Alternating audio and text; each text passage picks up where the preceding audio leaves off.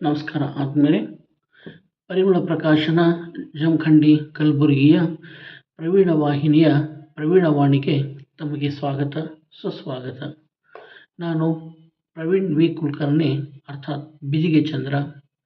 ಮತ್ತೆ ನಿಮ್ಮೆದುರಿಗೆ ಬಂದಿರುವ ಕಾರಣ ಏನಂದರೆ, ಇವತ್ತು ಇನ್ನೊಂದು ಪ್ರವೀಣವಾಣಿ ವಾಚನ ಮತ್ತು ಅದರ ತಕ್ಕ ಮಟ್ಟಿಗೆ ಅದರ ವಿಶ್ಲೇಷಣೆ ಮಾಡುವಂತಹ ಒಂದು ಪ್ರಯತ್ನದೊಂದಿಗೆ ಮತ್ತೆ ನಿಮ್ಮೆದುರಿಗೆ ಬಂದಿದ್ದು ಬಹಳ ಸಂತೋಷದ ವಿಷಯ.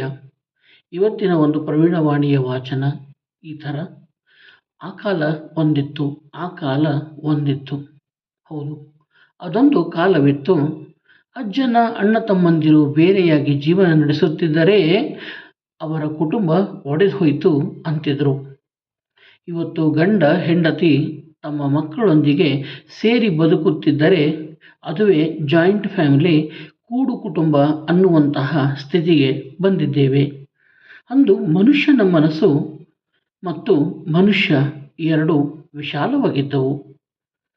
ಇಂದು ಮನಸ್ಸುಗಳು ಮತ್ತು ಮನುಷ್ಯ ಹಾಗೂ ಮನುಷ್ಯ ಇರುವ ಮನೆಗಳು ಎಲ್ಲವೂ ಕುಬ್ಜ ಹಾಗೂ ಬಹಳ ಸಂಕ್ಷಿಪ್ತವಾಗಿದ್ದಾವೆ.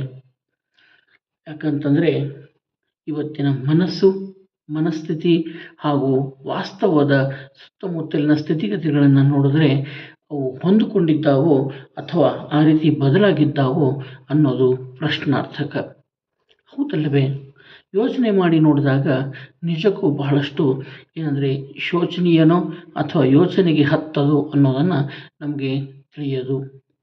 ಆ ಒಂದು ಕಾಲ ಇತ್ತು ಇಲ್ಲಿ ನಮ್ಮ ಅಜ್ಜಂದಿರು ಮತ್ತು ಅವರ ಅಣ್ಣ ತಮ್ಮಂದಿರು ಎಲ್ಲರೂ ಕೂಡಿ ಸೇರಿ ಕುಟುಂಬದಲ್ಲಿ ಬದುಕ್ತಾ ಇದ್ರ, ಕುಟುಂಬವನ್ನು ರಚನೆ ಮಾಡ್ತಾ ಇದ್ರ. ಅಷ್ಟೊಂದು ದೊಡ್ಡ ಕುಟುಂಬದಲ್ಲಿ ಸುಮಾರು 40-50 ಜನ ಎಲ್ಲರೂ ಕೂಡ ಸೇರಿ ಇರ್ತಾ ಇದ್ರು. ಪುರುಷ ಪ್ರಧಾನವಾದಂತಹ ಒಂದು ಕುಟುಂಬ. ಅಲ್ಲಿ ಎಲ್ಲರೂ ಸೇರಿ ತಮ್ಮ ತಮ್ಮ ಸಂಬಂಧಪಟ್ಟಂತಹ ಮತ್ತು ಯೋಗ್ಯತೆಯ ಅನುಸಾರ ಹಾಗೂ ಕೌಶಲ್ಯಕ್ಕೆ ತಕ್ಕಂತೆ ದುಡಿಮೆಯನ್ನು ಮಾಡ್ತಾ ಇದ್ದರು. ಅದೇ ರೀತಿ ಎಲ್ಲರೂ ಸೇರಿ ಏನಪ್ಪ ಅಂದರೆ ಸಂತೋಷವಾಗಿ ಹಬ್ಬಗಳನ್ನು ಮತ್ತು ಅಂದರೆ ಹರಿದಿನಗಳನ್ನು ಆಚರಣೆ ಮಾಡ್ತಾ ಇದ್ದರು. ಪ್ರತಿದಿನವೂ ಪರ್ವದಂತೆಯೇ ಆ ಮನೆಯ ಒಂದು ವಾತಾವರಣ ಸಂತೋಷದಾಯಕ ಆಗ್ತಾ ಇತ್ತು. ಮನಸ್ತಾಪ ಬರ್ತಾ ಇತ್ತು, ಆದರೆ ಬಹಳಷ್ಟು ಸಮಯ ನಿಲ್ತಾ ಇರಲಿಲ್ಲ. ಹೊಂದಾಣಿಕೆಯ ಜೊತೆಗೆ ಯೋಚನೆಯ ಶಕ್ತಿಯು ಅಷ್ಟೇ ಇತ್ತು. ದೊಡ್ಡ ಗುಣ, ದೊಡ್ಡ ಮನಸ್ಸು ಅವರದಾಗಿತ್ತು. ಹಾಗಾಗಿ 10 ಏನಪ್ಪ ಅಂದರೆ ವರ್ಷಗಳಲ್ಲ, 100 ವರ್ಷಗಳವರೆಗೆ ಏನಂದರೆ 10 ಕುಟುಂಬಗಳು ಒಂದು ಸೇರಿ ಬದುಕನ್ನು ಅಲ್ಲಿ ರಚನೆ ಮಾಡ್ತಾ ಇದ್ದರು, ಬದುಕನ್ನು ಅಲ್ಲಿ ಕಳೀತಾ ಇದ್ದರು. ಆದರೆ ಇವತ್ತಿನ ಒಂದು ಸ್ಥಿತಿ ಬದಲಾವಣೆಯನ್ನು ಕಂಡುಕೊಂಡಿದೆ ಅಂತಂದರೆ ನಮಗೆ ಆಶ್ಚರ್ಯ ಅನಿಸಂಗಿಲ್ಲ. ಇವತ್ತಿನ ಸ್ಥಿತಿಗತಿಗಳಿಗೆ ನಾವು ಹಾಗೆ ಓದ್ಕೊಂಡಿದ್ದೆವು, ಅಥವಾ ನಮ್ಮ ಮನಸ್ಸುಗಳು ಕ್ಷುಲ್ಲಕವಾಗಿದ್ದಾವೆ, ಅಥವಾ ನಮ್ಮ ಬೇಡಿಕೆಗಳು ಹೆಚ್ಚಾಗಿದ್ದು ಆ ಬೇಡಿಕೆಗಳೇನಪ್ಪ ಅಂತಂದರೆ ಎಲ್ಲರೊಂದಿಗೆ ನಾವು ಪೂರ್ಣಗೊಳಿಸ್ಲಿಕ್ಕೆ ಸಾಧ್ಯ ಆಗ್ತಾ ಇಲ್ಲ ಅನ್ನುವಂಥ ಸ್ಥಿತಿನೋ ಗೊತ್ತಿಲ್ಲ. ಆದರೆ ಇವತ್ತು ಆ ವಿಶಾಲವಾದಂತಹ ಮನೆಗಳೂ ಕೂಡ ಕಾಣಲಿಕ್ಕೆ ಸಾಧ್ಯ ಇಲ್ಲ, ವಿಶಾಲವಾದ ಮನಸ್ಸು ಕೂಡ ಕಾಣಲಿಕ್ಕೆ ಸಾಧ್ಯ ಇಲ್ಲ, ವಿಶಾಲವಾದ ಮನುಷ್ಯ ಇವತ್ತು ನಾವು ನೋಡಲಿಕ್ಕೂ ಸಾಧ್ಯ ಇಲ್ಲ. ಎಲ್ಲವೂ ಕುಬ್ಜ ಕುಬ್ಜ ಕುಬ್ಜ. ಗಂಡ ಹೆಂಡತಿ ತನ್ನ ಮಕ್ಕಳೊಂದಿಗೆ ಬದುಕ್ತಾ ಇದ್ದರೆ ಅದುವೇ ಒಂದು ಜಾಯಿಂಟ್ ಫ್ಯಾಮಿಲಿ ಅನ್ನುವಂತಹ ಸ್ಥಿತಿಗೆ ನಾವು ಬಂದಿದ್ದೇವೆ. ಇನ್ನೂ ಸ್ವಲ್ಪ ನಾವು ಏನಪ್ಪ ಅಂದರೆ ದೊಡ್ಡ ದೊಡ್ಡ ನಗರಗಳಲ್ಲಿ ಹೋದರೆ ಗಂಡ ಹೆಂಡತಿ ಸೇರಿ ಬದುಕ್ತಾ ಇದ್ರೆ ಅದುವೇ ಜಾಯಿಂಟ್ ಫ್ಯಾಮಿಲಿ ಅನ್ನುವಂತಹ ಒಂದು ಮನಸ್ಥಿತಿಗೆ ತಲುಪಿದ್ದೇವೆ ಅಂದರೆ ಯೋಚನೆ ಮಾಡಬೇಕಾ, ನಮ್ಮ ಮನಸ್ಥಿತಿ ಎಷ್ಟೊಂದು ಬೇರೆಯಾಗಿದೆ ಮತ್ತು ಆ ವಾಸ್ತವಕ್ಕೆ ಹೊಂದಿಕೊಂಡಿದೆ, ಅಥವಾ ನಾವು ಏನಪ್ಪ ಅಂತಂದರೆ ಬಹಳಷ್ಟು ಬೇರೆ ಆಗುವುದರಲ್ಲಿಯೇ ನಾವು ಸಂತೋಷವನ್ನು ಕಾಣ್ತಾ ಇದ್ದೀವಿ ಮತ್ತು ಎಲ್ಲರ ಜೊತೆಗೆ ಸಂತೋಷವನ್ನು ಹೊಂದಿಕೊಂಡು ಅದನ್ನು ಏನಪ್ಪ ಅಂದರೆ ಆಚರಣೆ ಮಾಡುವಂತಹ ಮನಸ್ಥಿತಿಗೆ ನಾವು ಇಲ್ಲ. ಅದೊಂದು ಶೋಚನೀಯ ಸಂಗತಿಯೇ ನಿಜ. ಯಾಕಂತಂದರೆ ಇವತ್ತಿನ ದಿವಸ ಕೂಡು ಕುಟುಂಬಗಳು, ದೊಡ್ಡ ಕುಟುಂಬಗಳು ಇದ್ರೆ ಅಲ್ಲಿ ಮನಸ್ತಾಪನೂ ಇರ್ತದೆ, ದುಃಖನೂ ಇರ್ತದೆ, ಮತ್ತು ಕೆಲವೊಬ್ಬರ ಮೇಲೆ ಏನಪ್ಪ ಅಂದರೆ ಹೆಚ್ಚು ಕಡಿಮೆ ಅನ್ನುವಂಥ ಭಾವನೆಯೂ ಇರ್ತದೆ.